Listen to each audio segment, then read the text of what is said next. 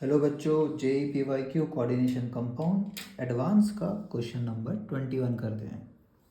ये वाला क्वेश्चन भी टाइम टेकिंग है थोड़ा, बट वही है, बहुत सारा पढ़ने के बाद प्रोसेसिंग स्पीड बहुत फास्ट हो जाना चाहिए। जैसे कि पहला दिया हुआ है, इनमें से पूछा है कि कौन कौन डाई मैग्नेटिक है। हम लोगों को पता है अनपेयर्ड इलेक्ट्रॉन है तो पैरा, नहीं तो diamagnetic. Unpaired electron para, और वो सारे इलेक्ट्रॉन अगर पेयर है ऑर्बिटल्स में तो हम लोग बोलते हैं डाई मैग्नेटिक। एच एटम में एक इलेक्ट्रॉन है। एक इलेक्ट्रॉन कभी भी पेयर हो सकता है क्या? ठीक है, पेयर तो हो ही नहीं सकता, तो मतलब अनपेयर्ड इलेक्ट्रॉन है, तो ये पैरा हो गया। NO2 फिर से ये ऑड नंबर कभी भी पेयर नहीं हो सकता है। नाइट्रोजन के वैलेंस इलेक्ट्रॉन कितने? 7। ऑक्सीजन के 8 × 2 16 + 7 23 टोटल इलेक्ट्रॉन्स है। वैलेंस भी छोड़ देते हैं, टोटल इलेक्ट्रॉन 23 है। वैलेंस से भी काम हो जाता है, क्योंकि वैलेंस के अलावा जो अंदर वाले वो होते हैं वो तो ऐसे भी पेयर्ड ही होंगे सारे। तो ऑड नंबर ऑफ इलेक्ट्रॉन कभी पेयर हो सकता है? नहीं, तो ये भी पैरामैग्नेटिक। हम लोग को पूछा डायमैग्नेटिक कितना है, ये नहीं है, ये नहीं। मोनोमर मतलब ऐसा नहीं मान लेना है कि N2O4 है, डाइमर भी बनता है ना NO2 का। O2-, ये तो MOT का क्वेश्चन हो गया, बट ये फिर से ऑड नंबर ऑफ इलेक्ट्रॉन है। 8 × 2 = 16 × 1 17 इलेक्ट्रॉन। हो सकता है क्या कभी भी पेयरिंग? ऑड नंबर में कभी पेयरिंग नहीं हो सकता है। कभी भी ऑड नंबर को पेयर कैसे कर सकते हैं, है ना? लेकिन इवन नंबर कभी कभार अनपेयर्ड मिल सकता है, एक एक में डिवीजन हो जाए दो इलेक्ट्रॉन का, दो ऑर्बिटल को एक एक मिल जाए। डाइमेरिक सल्फर, तो S2 = O2 मानते हैं, है ना? नॉर्मल सल्फर वेपर को तो ऐसे ही मानते हैं। और O2 कितना था? 16 इलेक्ट्रॉन। और बहुत फेमस क्वेश्चन है ये तो, ये 16 इवन होने के बावजूद क्या था? पैरा था, तो ये फिर पैरा निकला, ये भी नहीं हो सकता। फिर है Mn3O4, तो Mn3O4 थोड़ा ट्रिकी हो सकता है कुछ लोगों के लिए, क्योंकि देखा जाए तो Mn3O4 है क्या?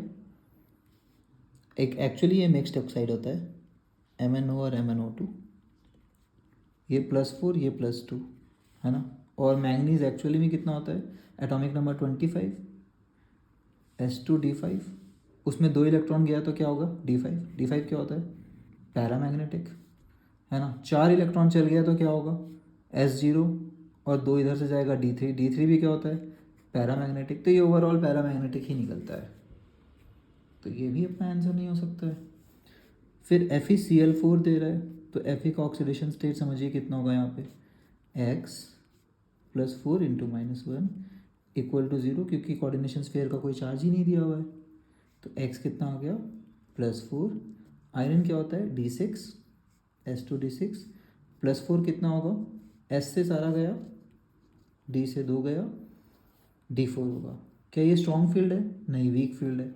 तो वीक फील्ड में कोई पेयरिंग करा सकेगा क्या? नहीं सर, वीक फील्ड में अनपेयर्ड इलेक्ट्रॉन ऐसे रहेंगे, तो ये भी क्या निकला? पैरामैग्नेटिक।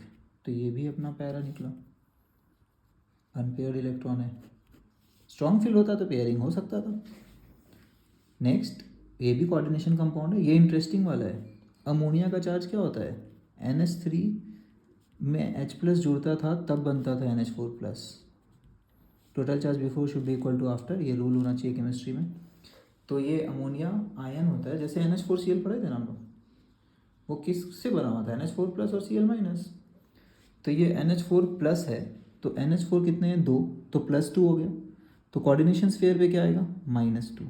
अब इसका चार्ज निकाल लेते हैं, निकल को X मान लेते हैं, कितना आ रहा है? +4 - 2 +2, है ना? और निकल साहब कौन से नंबर पे होते हैं? S2D8, ठीक है, 28 नंबर होते हैं। इसमें +2 वाला निकालेंगे तो क्या होगा? S0D8। अब क्या स्ट्रॉन्ग फील्ड है? नहीं, वीक फील्ड है। तो क्या D8 अपना हो पाएगा पेयरिंग? पिछले क्वेश्चन में भी देखे थे, D8 पेयरिंग हो ही नहीं पाएगा।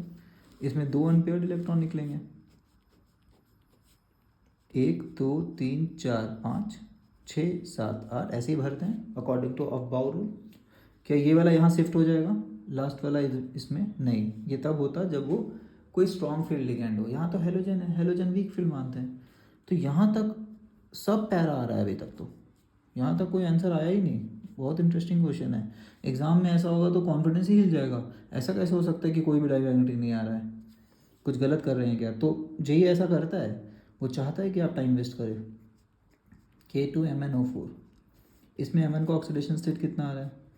K+1 होता है, तो 2 × +1, Mn को X, ऑक्सीजन का -2 इक्वल टू 0। कोई चार्ज तो ओवरऑल है नहीं। ये फेमस क्वेश्चन है वैसे, पोटेशियम पर मैग्नेट है ना, और ये होता है मैग्नेट, तो सबको पता होना चाहिए वैसे तो। ये डी ब्लॉक में डायरेक्ट बहुत बार पूछा हुआ है। तो 8 इधर गया, 2 गया +6, ठीक है। तो Mn ओरिजिनली कितना होता है? S2D5 +6 हो जाएगा तो क्या होगा? S0, दोनों यहाँ से जाएगा, फिर 4 यहाँ से जाएगा, D1।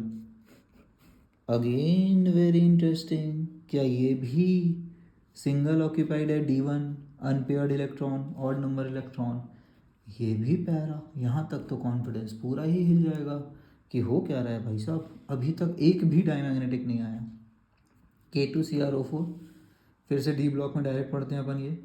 K2CrO4, चार्ज निकाल लेंगे as usual D block element का। तो पोटेशियम का फिर से 1, क्रोमियम को X, ऑक्सीजन को -2 इक्वल टू 0, क्योंकि टोटल चार्ज कुछ है ही नहीं इसके ऊपर। X equal to +6।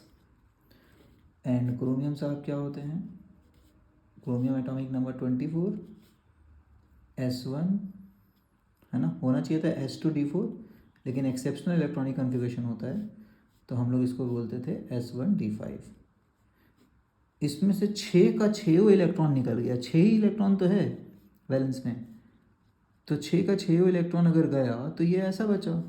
क्या अंदर वाले सारे कन्फिगरेशन में अंदर वाले तो हमेशा ऑर्बिटल पूरे ही भरे होते हैं। ऑर्बिटल पूरा भरा होना मतलब अंदर वाले इलेक्ट्रॉन्स तो ऐसे भी पेयर्ड ही होंगे, है ना। 4s के पहले क्या होगा? 3p होगा, तो 3p तो 6 होगा। 3p 6 मतलब क्या? 3p में सारा फुल फिल्ड है, मतलब पेयर्ड ही है। तो पहला ऑप्शन आया जिसमें हम लोग को क्या लग रहा है कि पेयर्ड भाई साहब निकल गए। ठीक है, क्लियर। तो काफ़ी ही इंटरेस्टिंग क्वेश्चन है। इसमें सिर्फ एक ही है जो डाईमैग्नेटिक है, वो है लास्ट वाला। तो इस बार सिर्फ एक टिक, बाकी सारे क्रॉस थे। Okay, very interesting question. कृपया करके इसको धीरे धीरे समझे कि डी ब्लॉक वाला का पैरामैग्नेटिक और डायमैग्नेटिक कैसे निकालते हैं।